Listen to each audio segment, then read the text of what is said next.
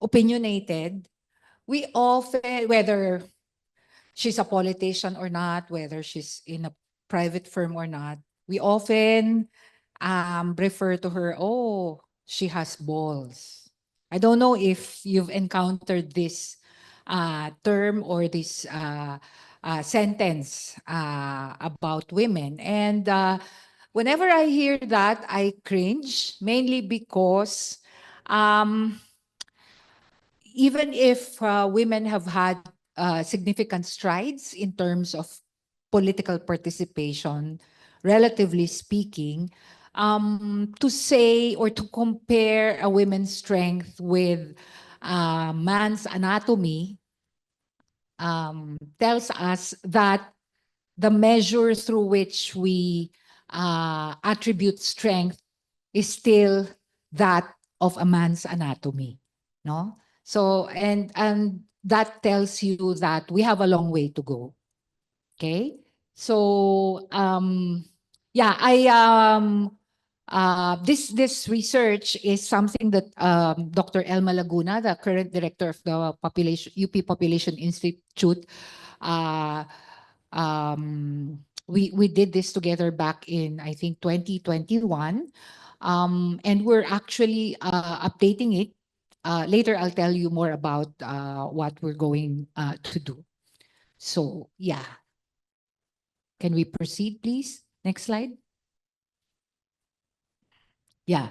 Um, I think we've all been bombarded with the thought that why are there very few women in politics? Whenever we encounter or whenever we see, for instance, on CNN, global meetings, G8 summits or ASEAN meetings, and they have their picture taken, we always see one or two women. Huh? And it's something that are already in our collective consciousness. Whenever, for instance, the Senate or the House of Representatives take their pictures and we see them on TV or on social media posts, we still, I mean, if you're conscious of it, definitely there are still fewer women. But then we've come a long way.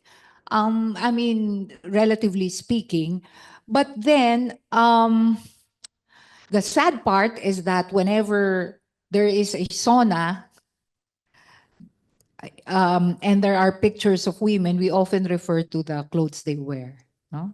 Rather than what they have to say about the sauna. So these are things that may seem trivial, but these are part of our everyday lives that sort of shapes how we look at and perceive women in politics.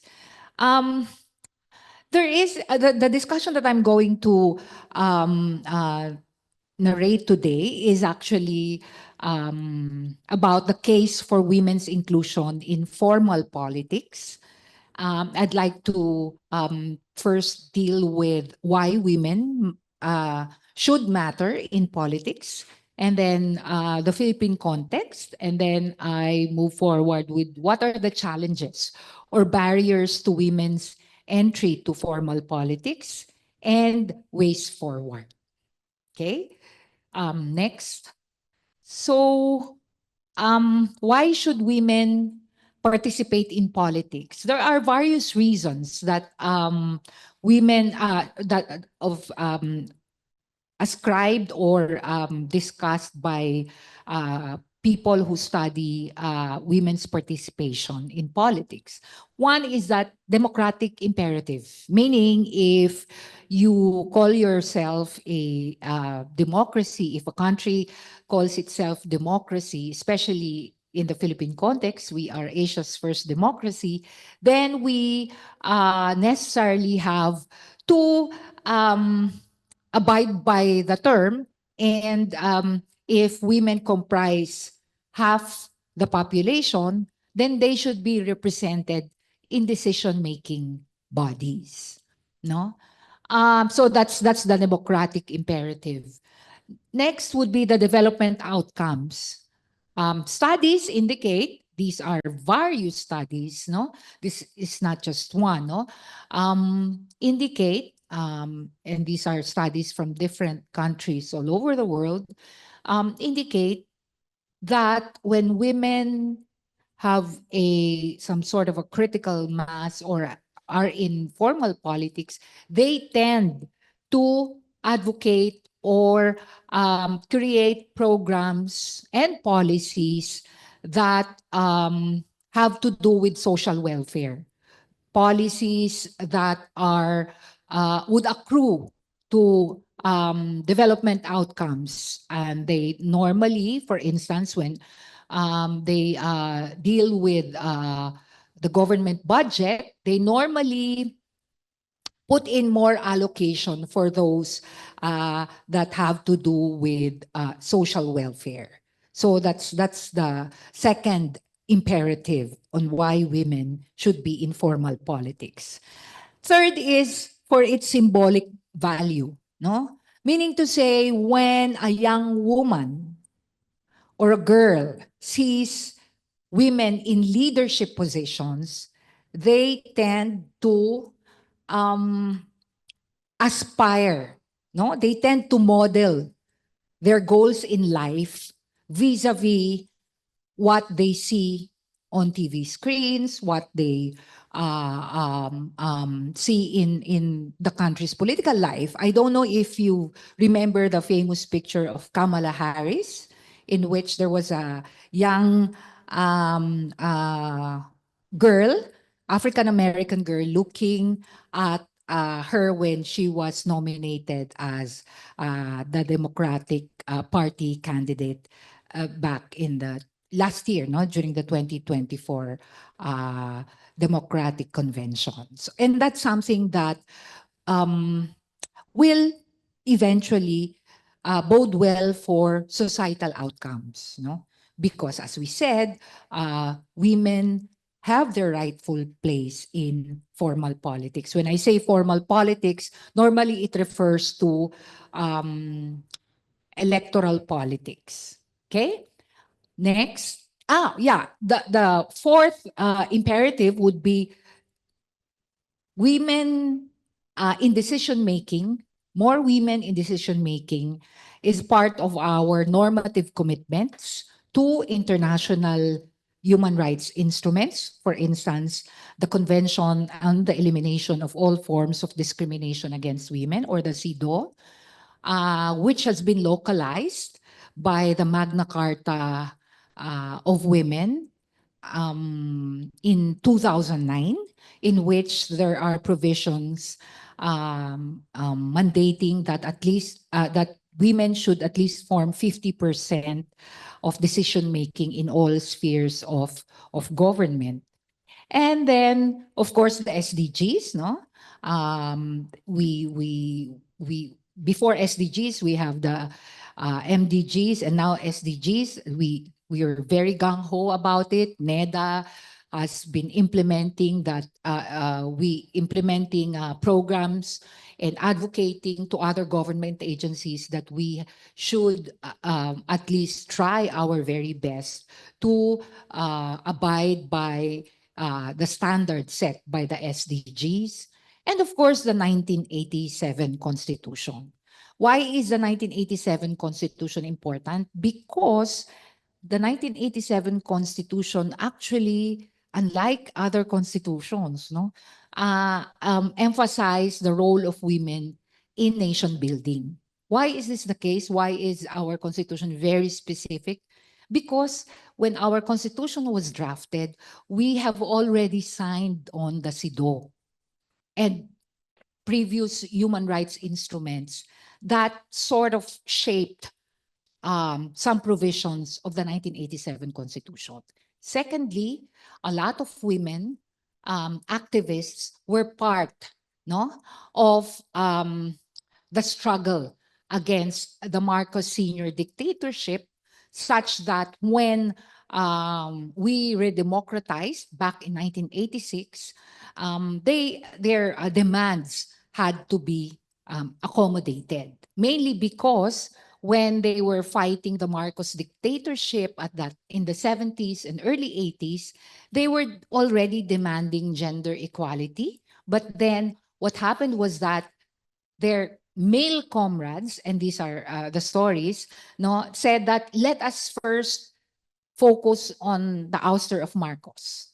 Then when Marcos is gone, then Marcos Sr., then we can deal with gender equality. That is why the 1987 Constitution is important. And from then on, a lot of laws based on this provision of the 1987 Constitution have actually been realized, legislated because of the certain provisions on gender equality and women empowerment in the 1987 Constitution. Next. Okay. When we refer to women representation, I think normally we refer to data generated by COMELEC, but then I don't know when COMELEC started their database, but then I found this on the IPU, Interparliamentary Union, which monitors how many women there are in parliaments all over the world. And if you notice, in 1990, 3 years after we redemocratized, there were only 9% women in our Congress. The reason why parliament is used because we are among the few countries in the world which uses the term Congress, because we borrowed it from the American political system. So the generic term is usually parliaments, no? So 9% in 1990. In 27, it was already 30%. I'd have to tell you that the standard, the international standard set by the United Nations is that women should at least comprise, hindi nga 50% 30%, no? Of elected leaders to be able to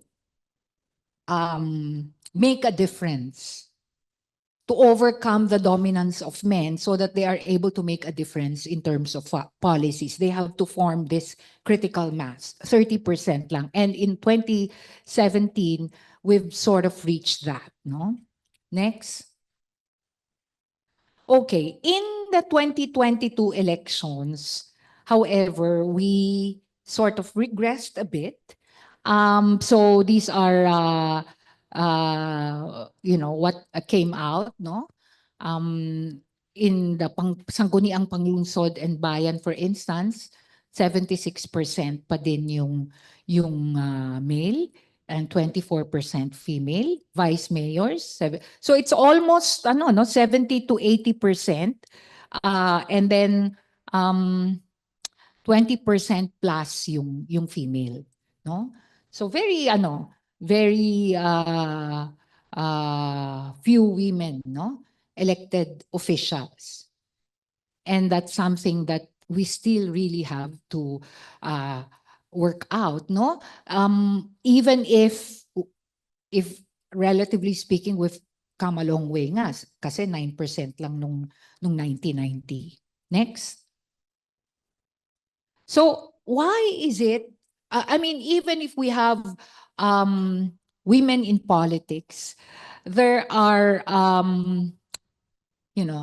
characteristics attributed to women elected in politics. Number one is that they are dynastic, meaning to say most women who are in politics right now are members of political dynasties. Meaning to say families who have been there for several years holding public offices, sometimes simultaneously in one electoral cycle. No? Why is it that this is something that I have to tell you? Why is it that I have to define it as a key feature of our of women's participation in politics? Because it tends to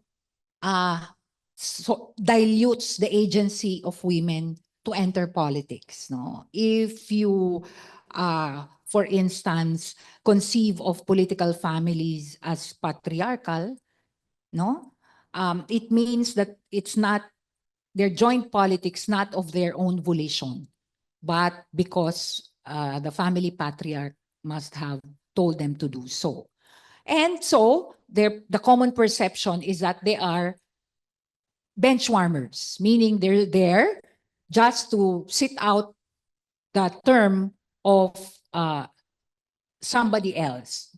Normally, the man, no, the father or the brother, no. Then it tells you, or it sort of um,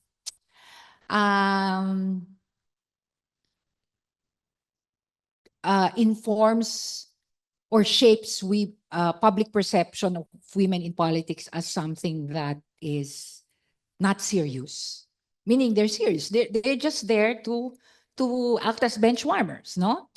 But in my own study, these are qualitative studies, I have talked and I have examined some proposed bills and the sort of life histories of women from political dynasties who are part of dynasties, but then they've exhibited progressive ideas that may not necessarily be a stereotypical behavior of somebody from political dynasty. So what I'm saying is that some are bench warmers, but not all. Okay? There is also a study in using data from 2013 elections, municipal elections, indicating that women who are members of political dynasties are 240% more likely to win. And that tells you that why there are more women in our politics as a result of political dynasties. No? When women are relegated to committees, they tend to reify women's traditional roles. Meaning to say, wala namang masama, but meaning to say, pero they're usually relegated to committee on what do you call this? Women and family relations, committee on social welfare, committee on education. But rarely do you see, for instance, women who are advocating or who sit in the defense committee as chair. Foreign relations before, there were some like Miriam Defensor Santiago and Lauren Legarda for quite some time. But then that practically, that's the norm. Why? Because the leadership of both chambers are normally ascribed to men, and also the leadership of both chambers are normally chosen, especially yung committees, via seniority. No? And that means, sino ang senior? Di ba? Normally, the men, no? They're the gatekeepers, so to speak, of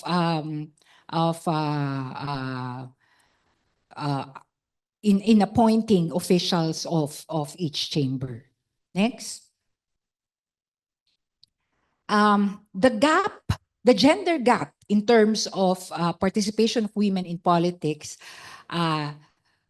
indicates or estimates that to be able to close the gender gap, the World Economic Forum says it may take 95 years. And for parliaments alone, 48 years. So it means to say that we are not alone in having this problem. In fact, the United States has not even reached, I think, 30%. But Rwanda has, in fact, I think, reached 50%. At one point, they were 48%.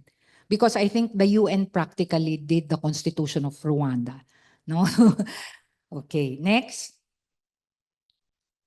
So why, in our context, why are there very few women in politics? In fact, no, the data of COMELEC, not only are there very few women seated in both houses of Congress, in local government units, there are also very few women who are candidates during elections. In 2019, there were 19 point something percent women who were candidates in the elections. In 2022, there were 20+% women who filed their candidacies. Can you imagine? So ibig sabihin, sa 10 kandidato, 2 lang ang babae. Bakit?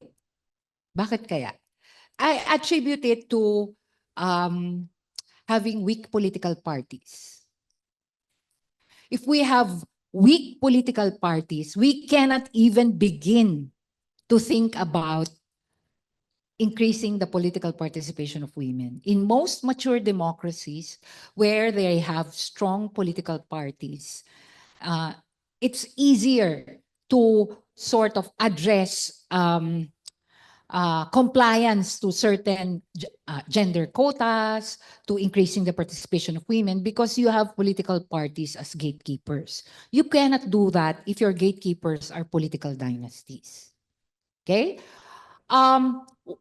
When I say weak political parties, that's also the perception of political parties in other parts of the world. But then in their context, you cannot just wake up, establish a political party, and run for election the next day.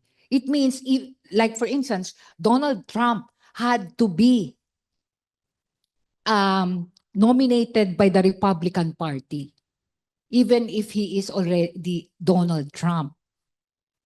That is how strong their parties are, no? Because a third party candidate is even unthinkable, no? Pero in their constitution, there's no such thing as a provision that says the United States will have a two-party system. Wala. It just evolved, no? It just evolved as part of their political history and nation-building process, no? The second barrier to the entry of women in politics would be traditional norms, meaning to say that in the discussions in the 1935 during the 1935 Constitutional Convention, you would be surprised that some of the discourses that were part of the discussion of the members of the 1935 Constitutional Convention are still resonate, no? Nowadays, like for instance, why will we give women the right to vote when politics is dirty? Why will we provide women the right to vote when they take care of our children? Then our children might actually be delinquents because they can no longer take care of our children if they participate in political life.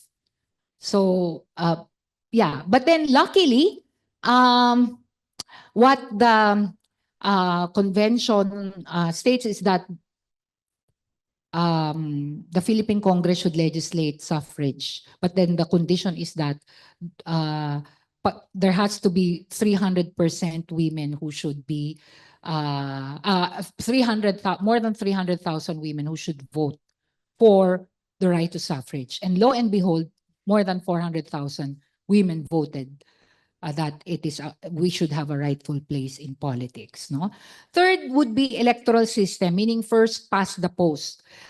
In countries where there are more women in politics, they actually practice the proportional representation system, in which the party is more important than the personality behind it. Parang siya yung although bastardized na yung party list natin, parang siya yung political parang katulad ng party list, no? In which they have gender quotas na sasabihin either political parties would have at least filled in at least 30%, otherwise they'd be disqualified, or there are reserved seats for women in parliaments. And then the masculinist and male-centric nature of politics, no? We've been bombarded for the past years about violence against women in politics, harassment, fake news, using deep fakes, and these are all masculinist and male-centric behaviors, no? That bars women from entry or discourages women from entering politics. Funding, we all know that we need funding, no? And normally the funding mechanism is with men, no? And of course, gender disinformation. This has become a recent trend, and this is not only in the this does not only happen in the Philippines but also around the world. Next. Okay, ways forward. Of course, we need to strengthen political parties, and along with that, there have to be quota and incentives for gender funding of political parties so that they will be incentivized to have more women in their candidate slate. The party list law cannot continue. It has become a joke. So if it is amended, there has to be a zebra type list in which the nominees should be women, men, women, men. Ganon yung ano. So that there's equity. We're not saying that we want more men in politics, but we have to provide equity measures to equalize, not to give women the chance because they are so much disadvantaged in political life. I feel very strong about this third recommendation, enact a law on violence against women, including disinformation. And I'm very happy that just recently the COMELEC has issued a resolution punishing candidates who will engage in sexist and homophobic slurs, no? In referring to their to their opponents, no? That's a very good step in the right direction. I also think that the COMELEC should be strengthened. We have to also think about the fact that the COMELEC has limited budget, limited resources, limited staff, and they have to take care of a synchronized election in a country with how many voters? 60 plus million voters. So it's not an easy task. They also have to be trained in gender and politics, no? Yeah. And then, of course, we should review legislative rules so they are more friendly to women. They should be gender fair and gender sensitive. Next. Yun na. Maraming salamat. And that note, thank you to PIDS for this opportunity.